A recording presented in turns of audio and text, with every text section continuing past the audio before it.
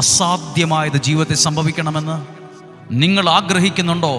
എൻ്റെ ജീവിതം മനോഹരമായി മാറണമെന്ന്? എന്നാൽ അതിരാവിലെ എഴുന്നേറ്റ് പ്രാർത്ഥിക്കണം. അതിന് ഒരു വചനം പരിചയപ്പെടുത്തി പ്രാർത്ഥിക്കുകയാണ്. ജ്ഞാനത്തിൻ്റെ പുസ്തകം 16-ാം അധ്യായം 25, 26, 27, 28, 29 വാക്യങ്ങളാണ്. ഈ വചനം വായിക്കുമ്പോൾ നമ്മളൊരു പ്രധാനപ്പെട്ട കാര്യമാണ് പറയാൻ ഉദ്ദേശിക്കുന്നത്. അതുകൊണ്ടാണ് അല്പം ആമുഖം കൂടിപ്പോയത്.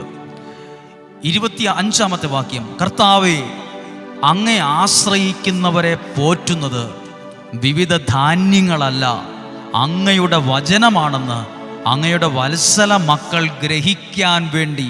ഒന്നും കൂടെ കേട്ടെ.